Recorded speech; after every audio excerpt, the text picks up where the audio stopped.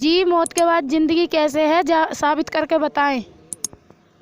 اگر موت کے بعد زندگی ہے تو مرنے کے بعد انسان کی آتما کے ساتھ کیا ہوتا ہے؟ آسان طریقے سے سمجھائیں۔ ایک شخص نے مجھ سے سوال کیا تھا کہ بھئی موت کے بعد زندگی کیوں ہونی چاہیے؟ تو میں نے اس سے کہا کہ بھئی دنیا میں آپ دیکھیں، ایشوری رچنا کے آدھار پر دنیا میں کسی کا بھی انصاف صحیح نہیں ہو پا رہا ہے۔ کتنے غریب بیچارے عدالتوں کو چکر کاٹ کاٹ کے مر رہے ہیں اور مر چکے، مگر دنیا میں انہیں انصاف نہ ملا۔ اگر موت کے بعد زندگی نہیں ہے، موت کے بعد انہیں انصاف نہ ملا، دنیا میں تو مل نہیں سکتا، ہم دیکھ رہے ہیں۔ اگر موت کے بعد انصاف نہ ملا تو پھر کائنات کا بنانے والا کیا ناانصافی کرتا ہے؟ نعوذ باللہ ہیں؟ پھر کائنات بنانے کا اور چلانے کا فائدہ کیا ہوا؟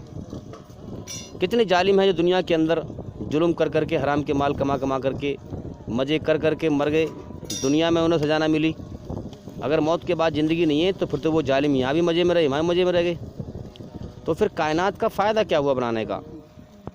تو موت کے بعد زندگی اس لیے ہونی چاہیے کیونکہ دنیا میں کسی کا بھی پورے طور پر انصاف نہیں ہو پا رہا ہے۔ کتنے جرم جاستی ہیں، گناہ ہیں، پاپ ہیں جو چھپ چھپ کے ہو رہے ہیں، پتہ بھی نہیں چلتی، لیکن اللہ سب کو دیکھ رہا ہے۔ بھئی اللہ ہمیں دکھ نہیں رہا، کیا ثبوت ہے کہ وہ ہمیں دیکھ رہا ہے؟ ثبوت یہ ہے کہ وہ کائنات چلا رہا ہے۔ کائنات جب چلا رہا ہے، ہر چیز کی دیکھ بھال کر رہا ہے، تو وہ ہمیں بھی دیکھ رہا ہے۔ اب قرآن مجید کو آسمانی کتاب کہا جاتا ہے کہ یہ کتاب آسمانی کتاب ہے، آسمان سے آئی ہے، تو اس کو آپ چیک تو کریں کہ آسمانی کتاب کیسے ہے دلیل کے اعتبار سے۔ جب ہم قرآن مجید میں پڑھتے ہیں سورہ اخلاص، سنسار کے سچے مالک کی پہچان اس میں بتائی ہے، اس کو پڑھنے کے ساتھ ساتھ اس کائنات میں بھی غور کریں۔ جیسے کہ قرآن میں کہا گیا ہے قل هو اللہ احد، کہ اس سنسار کا سچا مالک ایک ہے جس نے یہ کائنات بنائی ہے اور اسے چلا بھی رہا ہے، ہر چیز اس کی بنی ہوئی ہے، بنانے والا وہ اکیلا ہے۔ تو آپ اس کائنات میں غور کریں کہ واقعی میں یہ کائنات ایک شکتی کے اشارے پر چل رہی ہے، کوئی ایک ہستی ہے جس کے حکم پر اس کائنات میں ہر چیز چل رہی ہے۔ اگر دو خدا بھی ہوتے تو ایک دوسرے کے سنگھاسن پر بیٹھنے کی کوشش کرتے، ایک دوسرے کی کرسی پر بیٹھنے کی کوشش کرتے اور آپس میں ٹکراؤ ہوتا تو کائنات چل نہیں پاتی۔ تو بھئی یہ تو بات پکی ہے کہ ہم نے خود اپنے آپ کو نہیں بنایا، ہمیں کسی نے بنایا ہے۔ ہمارا ایک مالک ہے جس نے ہماری آنکھ، ناک، کان، یہ شریر بنایا ہے اور اس کائنات کو چلا رہا ہے، یہ بات تو پکی ہے۔ تو اس مالک کو ہم نے دیکھا نہیں ہے، ہمیں دلیل کے اعتبار سے اس کے راستے کو پہچاننا ہے اور پھر دل میں یقین اتارنا ہے، دل میں ہمارے بات ٹھک جائے، دلیل کے اعتبار سے سچائی کو سمجھ کر پھر دل میں ہمارے بات ٹھک جائے، یہ سچائی کے راستے پہ پھر آگے بڑھتے رہیں، پھر ہم چلتے رہیں، سچائی کی تحقیق کریں اور حقیقت تک پہنچیں، اور حقیقت تک پہنچنے کے بعد اور جاننے کے بعد اس حقیقت کو دل میں ٹھوک لیں، اتار لیں۔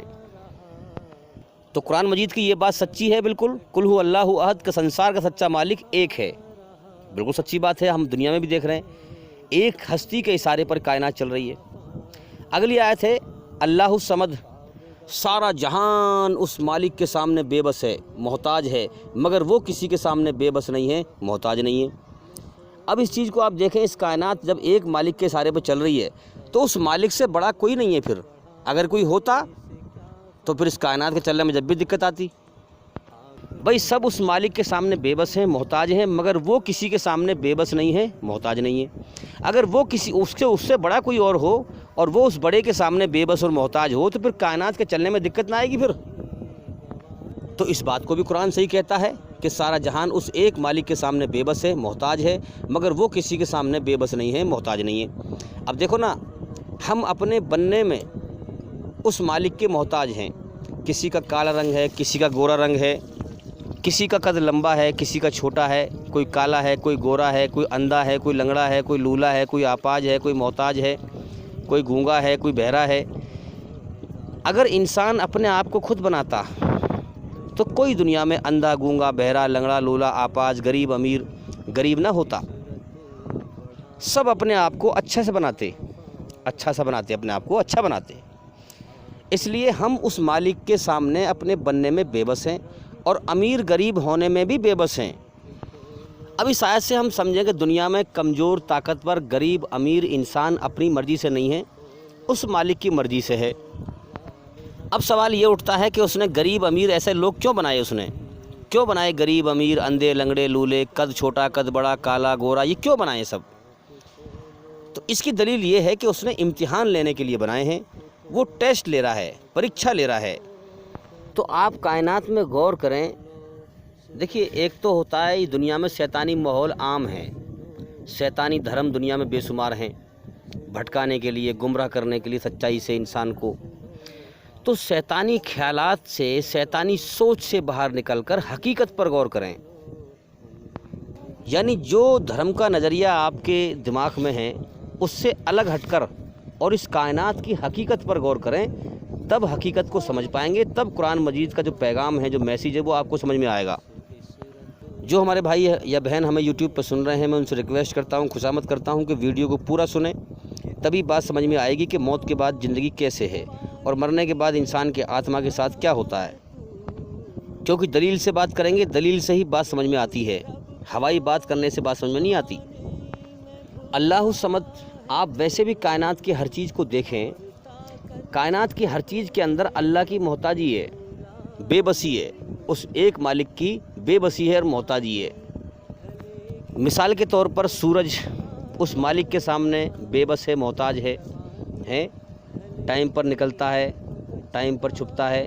जो टाइम के दायरे में कैद हो वो कैद है, वो गुलाम है, आज़ाद नहीं है वो।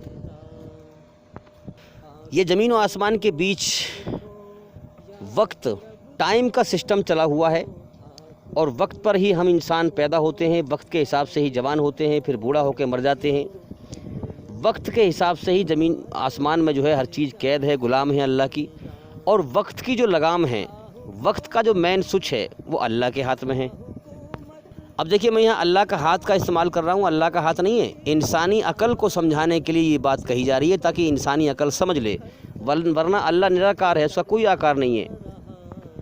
अल्लाह ने हर चीज़ आकार से बनाई है और आकार वाली चीज़ फ़ानी है, मरने मिटने वाली है, और अल्लाह लाफ़ानी है, कभी ना मिटने वाला है। लम यलिद वलम यूलद, अगली आयत, ना अल्लाह ने अपने पेट से किसी को जना है और ना वो किसी और से जना गया है।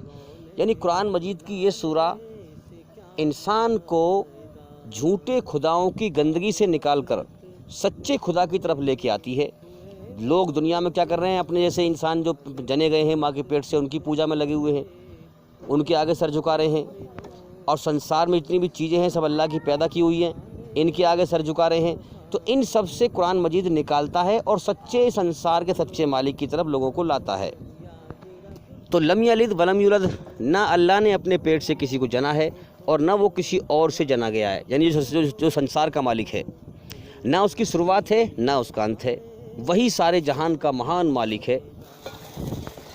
अल हय्युल कय्यूम, वह जिंदा है, सबको संभालने वाला, हर चीज़ उसके सहारे से कायम है, मगर वो किसी के सहारे से कायम नहीं है, वो खुद अपने सहारे से कायम है।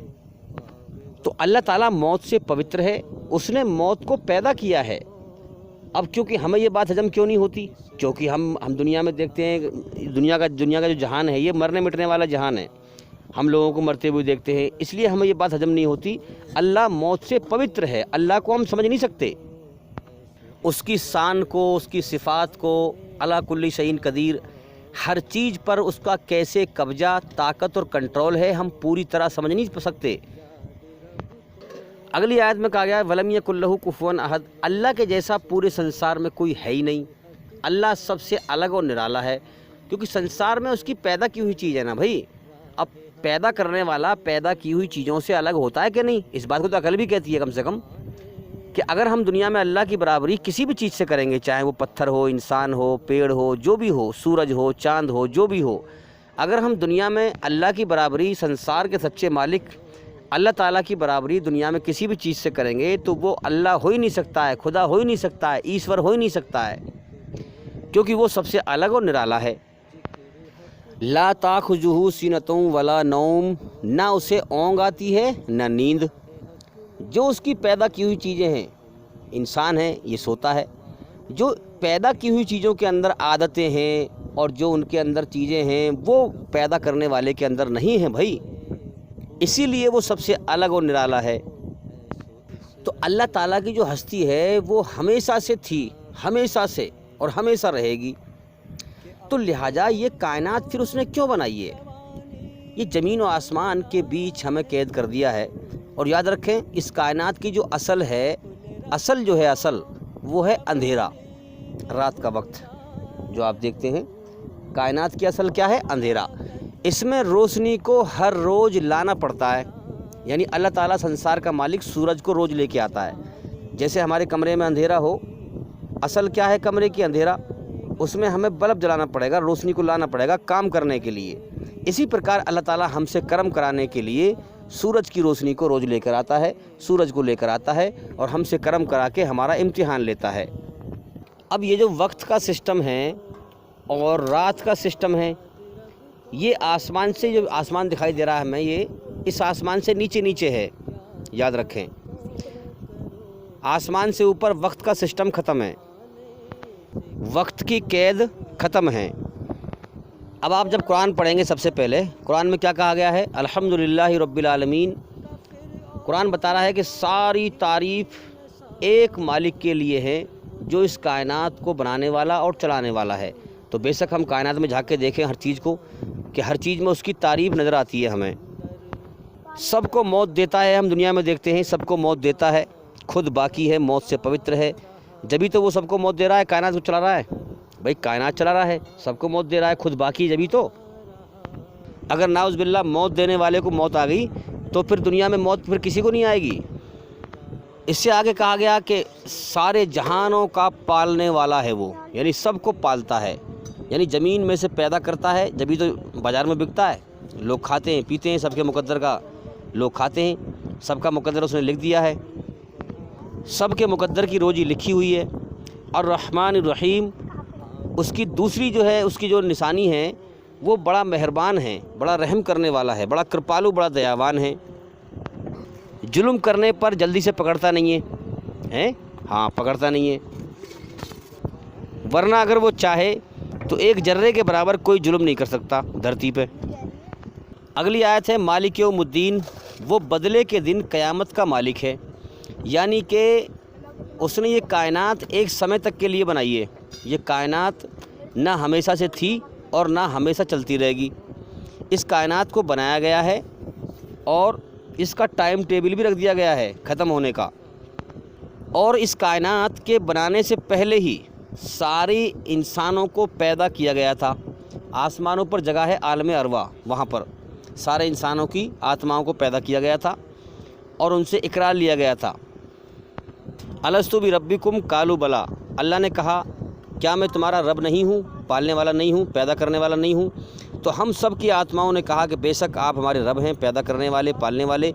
اللہ نے کہا کہ جاؤ اب اس بات کا تمہارا امتحان ہوگا، اسی لیے ہمیں دنیا میں بھیجا گیا۔ اگر انسان دنیا میں اللہ کو پالنے والا سمجھ لے اور حقیقت کو پہچان لے تو چوری ڈکیتی سب بند کر دے گا اور سمجھ لے کہ میرا ایک مالک ہے جس نے مجھے پیدا کیا ہے، جس نے میرے اندر اچھائی برائی کی رچنا کو رچا ہے اور دو راستے میرے سامنے کر دیے ہیں، وہی پالنے والا ہے۔ جب اس نے جیون دیا ہے تو میرے مقدر کی روزی بھی لکھی ہے، اور موت کے بعد ایک زندگی ہے جہاں وہ مرنے کے بعد مجھ سے حساب لے گا۔ تو کوئی بھی انسان پھر برائی سے برائی پر نہیں چلے گا، پاپ نہیں کرے گا، پھر دل سے اللہ سے ڈرے گا اور پھر اکیلے میں بھی اللہ سے ڈر کر برائی سے بچے گا۔ اسے کسی پولیس کے ڈنڈے کی ضرورت نہیں ہے، پھر ڈنڈا مارنے کی ضرورت نہیں ہے، پھر وہ دل سے سمجھے گا اور ڈرے گا اور برائی سے بچے گا۔ تو یاد رکھیں آج جو سائنس نے سرچ کیا ہے کہ بگ بینگ دھماکہ ہوا، بگ بینگ سے پہلے ہی، دنیا کے بننے سے پہلے ہی اللہ نے ساری آتماؤں کو، ساری روحوں کو عالم ارواح میں پیدا کیا تھا، سارے انسانوں کو، اور یہ طے کر دیا گیا تھا کہ کتنے انسان کتنے سمے تک دنیا چلانی ہے اور کتنے انسان اس میں امتحان کے لیے بھیجنے ہیں۔ اب قرآن مجید یہ کہتا ہے کہ ہمارے اس کائنات کا مالک ایک ہی ہے، زمین کا بھی مالک وہی، اور اوپر جو آسمان دکھائی دے رہا ہے اس آسمان کا بھی مالک وہی۔ 7 آسمان کا ذکر کیا گیا قرآن میں کہ 7 آسمان ہیں، تو 7 آسمان کا ہر چیز کا مالک وہی ہے۔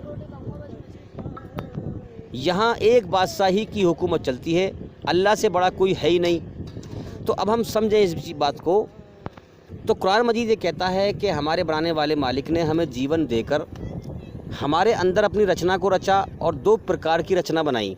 दो रास्ते हमारे सामने करे हैं जो बिल्कुल साफ साफ स्पष्ट रूप से इंसान को दिखा दिए, दो पहाड़ों के जैसे। भाई अगर छोटे मोटे रास्ते हों तो जंगल में जाकर घास में को जो है दो रास्ते जा रहे हैं, वो आगे जाके खो गए रास्ते, पता ना कहाँ को जा रहे हैं, पता ना चलेगी। लेकिन दो पहाड़ तो इंसान दूर से देखता है, दूर से दिखाई देते हैं कि नहीं। इसी प्रकार से दो रास्ते अल्लाह ने स्पष्ट रूप से हर इंसान को दिखा दिए, अच्छाई और बुराई। और फिर साथ साथ अच्छाई में जब अच्छा इंसान अच्छा कर्म करता है तो सुकून पैदा कर देता है, और जब बुरा कर्म करता है तो बेचैनी पैदा कर देता है। तो दोनों रास्ते हमें दिखाए और दोनों रास्तों का अंजाम भी हमें अंदर से समझा दिया। मिसाल के तौर पर कोई भी बस्ती हो, मोहल्ला हो, गांव हो, शहर हो, देश हो, हर जगह ये बात समझी जाती है कि अच्छाई और सच बोलना अच्छा काम है और झूठ बोलना बुरा काम है। चाहे इंसान उस पर चले ना, लेकिन सच को अच्छा समझेगा और झूठ को बुरा समझेगा। ये दो रास्ते अल्लाह ने दिखा दिए। अब कुरान ये कहता है कि इन दो रास्तों के दो अंजाम मौत के बाद हैं। अच्छाई सच्चाई का अंजाम जन्नत है, स्वर्ग में हमेशा कामयाबी का जीवन है, और बुराई का अंजाम नरक है, जहन्नुम की आग है, बुरा जीवन है। यानी जो बुराई पर चलेगा वो सज़ा पाएगा। तो अब आप ये समझें भाई कि इतनी बड़ी कायनात ये फिर क्यों बनाई अल्लाह ने? कायनात क्यों बनाई? ये कायनात इसलिए बनाई ताकि इंसानों का इम्तिहान लिया जाए, टेस्ट लिया जाए। इस धरती पर इंसान सबसे बढ़िया जीव है। इंसान ही कपड़े पहनते हैं, इंसानों के मकान होते हैं, इंसानों की सड़कें होती हैं, इंसान दुनिया में तरक्की करता है, कोई और जीव तरक्की नहीं करता।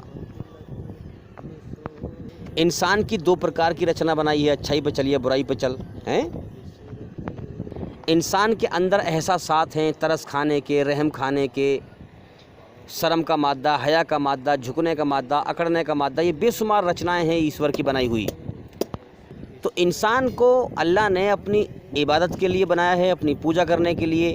अच्छाई पर चलकर उसकी रचना के आधार पर उसके हुक्म आते हैं। आज के दौर में कुरान मजीद है ईश्वरी रचना पर आधारित, जो हमें सही बुराई से बचने का और अच्छाई पर चलने का तरीका बताता है, हमारे बनाने वाले मालिक का तरीका बताता है, जिस पर चलकर हम मौत के बाद मुक्ति पा सकते हैं। तो ये इतनी बड़ी कायनात जो चल रही है मेरे भाइयों, ये इम्तिहान लिया जा रहा है इंसानों का, कौन कैसे कर्म करता है अल्लाह की रचना के एतबार से, कौन अल्लाह की खोज करता है और कौन नहीं करता है, कौन अल्लाह को राज़ी करता है और नहीं करता है। यानी अल्लाह ने जीवन दिया, खिला रहा है, पिला रहा है, कौन अल्लाह का एहसान मानता है और कौन नहीं मानता है। इतनी बड़ी कायनात खामोशी के साथ चल रही है, आप गौर क्यों नहीं करते कायनात में? ना आसमान में से आवाज़ आती है, हैं? इतनी बड़ी कायनात चल, और सबकी ज़रूरतें पूरी हो रही हैं, खाने की, पीने की, हर चीज़ की ज़रूरतें पूरी हो रही हैं। तो मेरे भाइयों, हमें अकल पे गौर करना चाहिए कि हमारा बनाने वाला मालिक खामोशी के साथ इस कायनात को चला रहा है, वो हमारा इम्तिहान ले रहा है, हमारा टेस्ट ले रहा है, अच्छे बुरे कर्म हमारे छांट रहा है। असल जीवन मौत के बाद है, फिर जैसे कर्म हम करके मरेंगे, अगर हम अल्लाह का एहसान मानकर उसे राज़ी करके मरे तो हम उसके इनाम के हकदार होंगे। अगर हम उसे नाराज़ करके मरे, बुराई पर चलकर उसकी नाशुक्री करके मरे, तो हम उसकी सज़ा के हकदार होंगे। अब रह गया सवाल ये कि आप कहेंगे भाई मरने के बाद तो हम देखते हैं कि इंसान को मिट्टी मिला देते हैं, कहाँ है मौत के बाद ज़िंदगी? तो मेरे भाई, उस अल्लाह के लिए कोई काम मुश्किल नहीं है। शरीर को तो आप बाद में मिट्टी मिलाते हैं। मैं जो आपके सामने बोल रहा हूँ, मेरी जो आवाज़ आपके कान में पहुँच रही है, ये मेरी आत्मा है, ये रूह है। जो दिख रहा है ये शरीर है। तो मेरे शरीर को तो आप बाद में मिट्टी मिलाएंगे, अल्लाह ताला मुझे मेरे शरीर से पहले निकाल लेगा। असल चीज़ तो मैं हूँ ना भाई, मेन चीज़ कौन है? आत्मा। मैं हूँ आत्मा, मैं मैन हूँ। तो अल्लाह मुझे मेरे शरीर से पहले निकाल लेगा, और उसके लिए कोई काम करना मुश्किल नहीं है। इसलिए गमगीन होकर शांति के साथ सही बात को समझो, शैतानी धोखे से बाहर निकलो। जीवन मौत की तरफ जा रहा है, कहीं ऐसा ना हो कि हम मौत, हमारा इम्तिहान चल रहा है, कहीं मौत पर हमें मालूम पड़े कि हम जीवन की बाजी दुनिया से हार के चले गए, हमेशा के लिए बर्बादी का जीवन मुकद्दर बन गया हमारा, फिर पछतावे के सिवा कुछ नहीं बचेगा। तो मेरे भाइयों, याद रखें, मौत के बाद जीवन है, मौत के बाद जीवन है। अकल से इस कायनात की हकीकत पर गौर करो, सच्चाई को समझो। दुनिया में किसी का इंसाफ सही नहीं हो रहा है। और मरने के बाद क्या होता है इंसान के साथ, ये भी सुन लें। अल्लाह की बनाई हुई रचना के आधार पर जैसे कर्म करके इंसान मरा, अच्छे या बुरे, उसके साथ में मरने के बाद वैसा ही बर्तावा अल्लाह ताला करता है। اس دنیا سے جیسے کرم کر کے انسان مر کے جاتا ہے، اللہ کے یہاں ویسا ہی بدلہ پاتا ہے۔ اب میں آپ کے سامنے دو باتیں پیش کر رہا ہوں، اگر آپ نے دو باتیں وہ سمجھ لی اور اس پہ غور کر لیا تو آپ جیون کی حقیقت کی سچائی کو پہنچ جاؤ گے اور دھوکے سے بچ جاؤ گے۔ دیکھیے، ایک تو ہوتا ہے ہوائی سوچ، شیطانی خیال، اندھ وشواس میں یقین کرنا، دلیل سے سچائی کو نہ سمجھنا، اور ایک ہوتی ہے حقیقت، سچ۔ تو سارے شیطانی خیالوں سے نکل کر اصل حقیقت پر غور کرو۔ سب سے پہلے ہم یہ سمجھ لیں کہ یہ کائنات ایک مقصد سے بنائی گئی ہے۔ اس کائنات کے پیچھے، بنانے کے پیچھے اور چلانے کے پیچھے ایک سوچ ہے اور ایک سمجھ ہے، بڑی بہترین سمجھ ہے، اور وہ ہے ہمارے بنانے والے مالک کی سمجھ اور سوچ۔ اب میں دو باتیں آپ کے سامنے وہ پیش کر رہا ہوں، آپ دھیان سے سنیں۔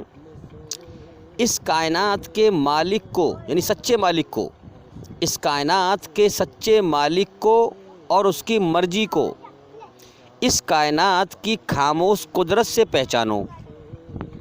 یہ کائنات کس مرضی اور کس سوچ اور سمجھ کے تحت چل رہی ہے۔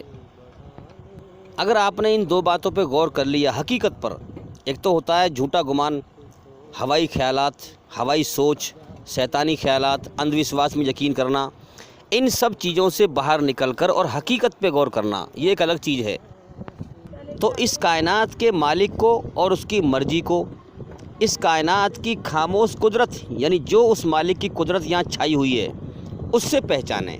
آپ دیکھیں دنیا میں کسی کا انصاف صحیح نہیں ہو رہا ہے، ہر انسان اس مالک کے سامنے بے بس ہے، غریب ہے، فقیر ہے۔ ہر انسان امیر بننا چاہتا ہے کہ نہیں، لیکن بے بس ہے، اس مالک کے سامنے نہیں بن پاتا۔ تو ہر انسان کا امتحان چل رہا ہے، امیری میں بھی، غریبی میں بھی، جو جس حالت میں ہے اس کا امتحان چل رہا ہے۔ مالک یہاں اپنی بنائی ہوئی رچنا کے آدھار پر ٹیسٹ لے رہا ہے۔ اتنی بڑی کائنات کو بنا کر چلا رہا ہے خاموشی کے ساتھ، نہ آسمان میں سے آواز آتی ہے۔ تو یہ کیوں چل رہی ہے؟ اپنی بنائی ہوئی رچنا کے آدھار پر وہ مالک ہمارا امتحان لے رہا ہے، کون اچھے کرم کرتا ہے اور کون برے کرم کرتا ہے۔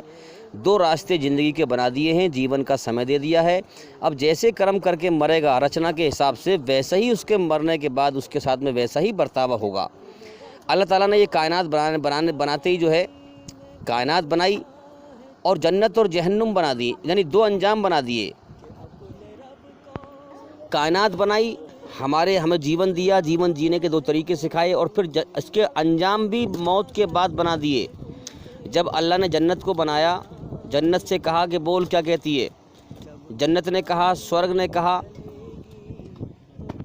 کہ اے اللہ، تیری بنائی ہوئی رچنا کے آدھار پر جو ایماندار لوگ ہیں، جو ایماندار بن کر سچائی پر چل کر تجھے راضی کر کے آئیں گے، وہ میرے اندر آئیں گے، وہ کامیاب ہو گئے، وہ کامیاب ہو گئے۔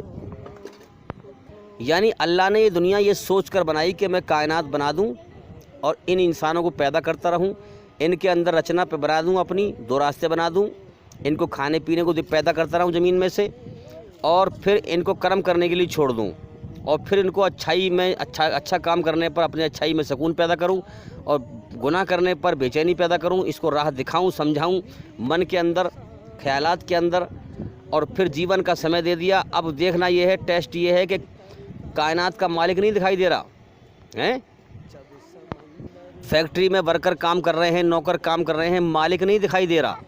اب دیکھنا یہ ہے بن دیکھے کون ایمانداری سے کام کرتا ہے اور کون بے ایمانی سے کام کرتا ہے، حالانکہ مالک چھپ کے دیکھ رہا ہے، وہ چھپا ہوا ہے، وہ دیکھ رہا ہے۔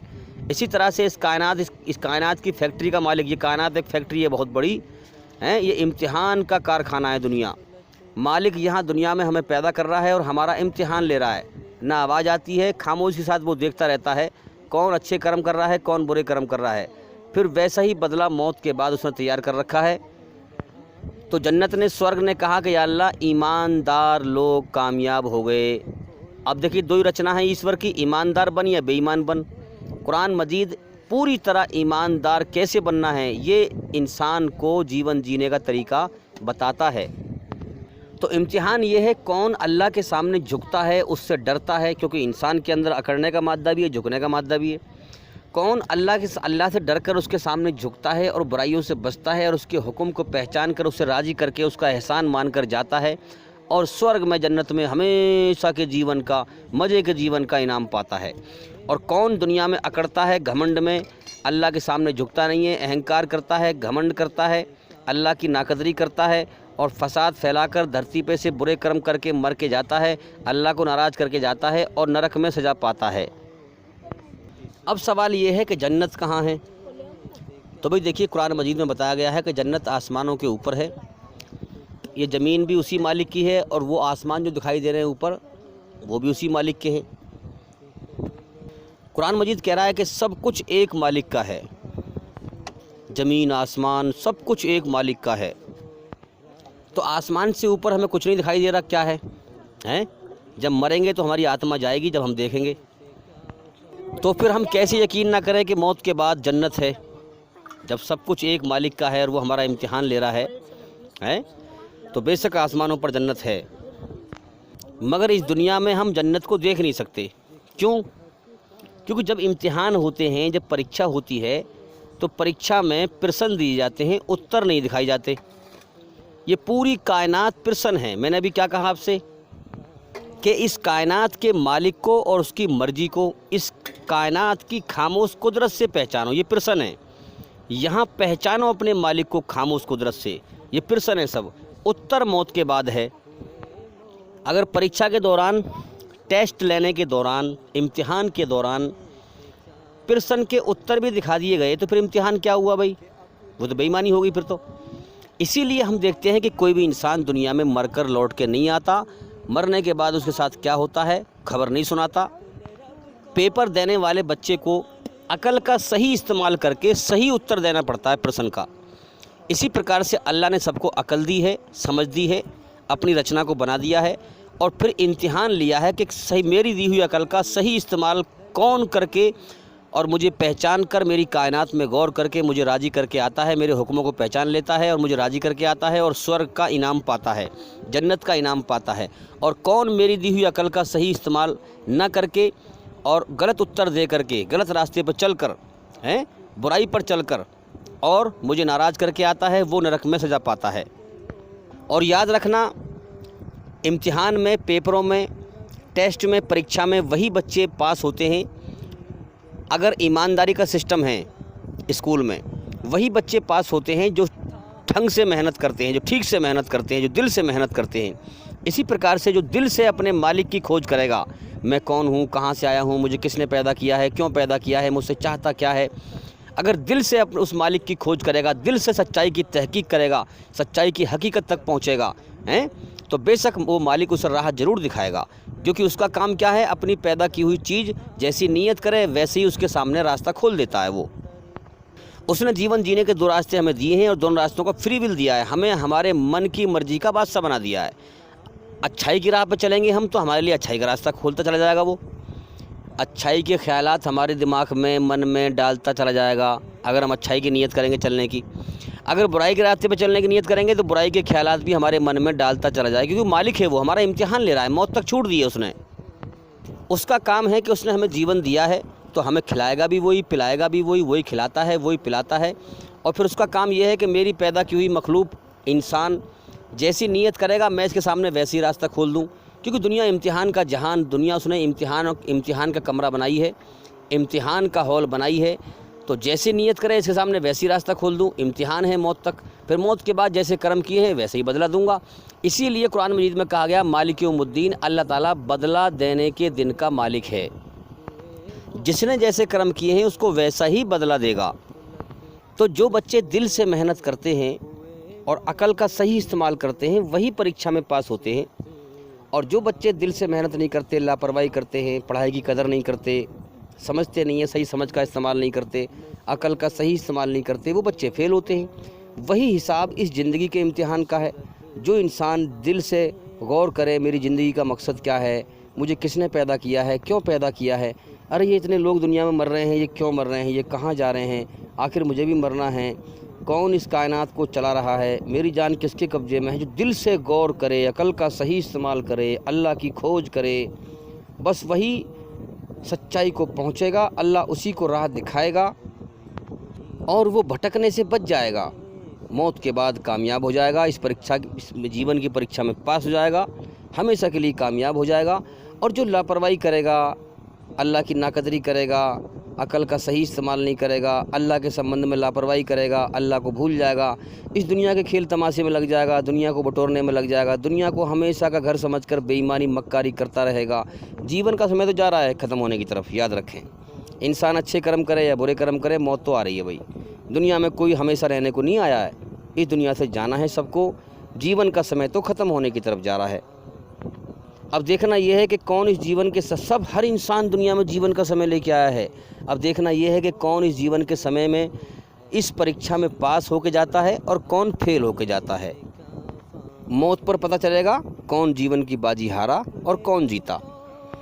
और दुनिया में भी इंसान समझ लेता है, हर चलने वाले को अपने रास्ते की खबर है, मैं कैसा हूँ, मैं अच्छा हूँ, मैं बुरा हूँ। अल्लाह सबके कर्म देख ही रहा है। तो मेरे भाइयों, ये दुनिया इम्तिहान का जहान है। हमारा मालिक हमारा इम्तिहान ले रहा है। हमें उसने हमारी मन की मर्ज़ी का बादशाह बना दिया है। बाकी हमारे सर के बालों पे उसका कब्जा है, हमारे नाखूनों पे उसका कब्जा है। ये कैसी दुनिया है जो यहाँ पर हमारी नहीं चलती। यहाँ पर एक मालिक, एक बादशाह की चलती है। हमें सिर्फ अच्छे बुरे कर्मों को करने की छूट दी है उसने। हर इंसान को उस मालिक ने दो रास्ते दिखा दिए हैं। अल्लाह ने इंसान को जीवन देकर जीवन जीने के दो रास्ते दिखा दिए हैं। यानी हर बस्ती में, हर गांव में, हर शहर में, हर मुआसरे में सच को अच्छा और झूठ को बुरा समझा जाता है। ये सबूत है अल्लाह के राह दिखाने का। यानी हर इंसान जानता है मरने के बाद कोई अल्लाह से ये ना कह सकेगा कि या अल्लाह मुझे तो मालूम ही नहीं था कि सच अच्छा है, सच बोलना अच्छा है और झूठ बोलना बुरा है। अल्लाह ने सबको सिखा रखा है और समझा रखा है, चाहे इंसान माने या ना माने, इसकी छूट दी है। अब अल्लाह ताला ने हर इंसान को एक सांचे में पैदा किया है। जैसे सांचा होता है ना, सांचा जिसमें ईंट, मट्टी की ईंट बनाकर सांचे में गिरते हैं, तो इसी प्रकार से हर इंसान को एक सांचे में बनाया है। सांचे में जैसे उसको जैसे हालात ने पैदा किया है उसका वैसे ही हिसाब होगा। अल्लाह किसी पर जुल्म नहीं करता, किसी की ताकत से ज़्यादा उस पर बोझ नहीं डालता। जैसी अल्लाह ने ताकत दी है वैसी उस पर बोझ डालता है। तो जिस सांचे में इंसान को जैसे हालात में, गरीबी में, अमीरी में, जैसे भी हालात में उसको पैदा किया है उसी हिसाब से उसका हिसाब होगा। मिसाल के तौर पर अगर अल्लाह ताला ने ऐसे माहौल में इंसान को पैदा किया है कि उसको 50% नेकी करने की ताकत दी थी, अच्छे कर्म करने की ताकत दी थी, और उसने 40% कर लिए तो अल्लाह उसे माफ़ कर देगा, वो पास हो जाएगा ज़िंदगी के इम्तिहान में। अगर उसने 50%, अगर 40% भी ना किए, 20% किए तो मारा जाएगा। क्योंकि अल्लाह ताला मेहरबान है, वो 10% की छूट देगा। अगर 40% किल कर लिए 50% की ताकत रखते हुए तो अल्लाह ताला माफ़ कर देगा। ये ज़िंदगी मेरे भाइयों धोखा है। यहाँ हिर्स व हवस, माल दौलत की दौड़ से हटो, गौर करो, जीवन धोखा है, कभी भी ख़त्म हो सकता है। हाँ, मैंने अपने दिल के अंदर इस दुनिया के हर हिर्स व हवस से ताला मारकर, इससे पीठ फेर कर अपना चेहरा आखिरत की तरफ कर लिया है, मौत के बाद की ज़िंदगी की तरफ कर लिया है। ये ज़िंदगी धोखा है, कभी भी ख़त्म हो सकती है। लिहाजा हम अल्लाह को राज़ी करने में लग जाएं ताकि मौत के बाद की ज़िंदगी में कामयाब हो जाएं। तो मेरे भाइयों, ईश्वरीय रचना के ख़िलाफ़ न चलें, बुराई पर न चलें। अच्छाई और सच और हलाल में निजात है, कामयाबी है, और झूठ, बुराई और हराम में हलाकत है, बर्बादी है, नाकामी है। अगर अल्लाह ताला की बनाई हुई रचना के ख़िलाफ़ चलोगे तो नाकाम हो जाओगे, तबाह और बर्बाद हो जाओगे। गलत तरीके से पैसा कमाना हराम, बुराई से पैसा कमाना हराम दिखाई ज़्यादा देता है, याद रखना ये धोखा है। हराम माल ज़्यादा दिखाई देता है, उसमें नाकामी है। और हलाल माल जो है मेहनत से कमाया हुआ कम दिखाई देगा, उसमें कामयाबी है। तो मेरे भाइयों, देखना यह है कि अल्लाह की दी हुई अकल कौन सही इस्तेमाल करता है और सच्चाई को पहचानता है। आज हम देख रहे हैं दुनिया में धोखे में, दुनिया को हमेशा का घर समझकर लोग बुराई से बाज नहीं आते, बुराई कर रहे हैं, चोरी कर रहे हैं, डकैती कर रहे हैं, बदमाशी कर रहे हैं। जान अल्लाह के कब्जे में है, ज़िंदगी का अगले पल का भी भरोसा नहीं है। اور انسان دنیا کو ہمیشہ کا گھر سمجھ کر کے مجھے ہمیشہ رہنا ہے جھوٹے گمان میں، اور دنیا میں ہمیشہ جینے کے سپنے دیکھتا رہتا ہے، اور چوری ڈکیتی بدماشی کرتا رہتا ہے، دنیا کے مال اکٹھے کرتا رہتا ہے، اور زندگی کا اگلے پل کا بھروسہ نہیں ہے۔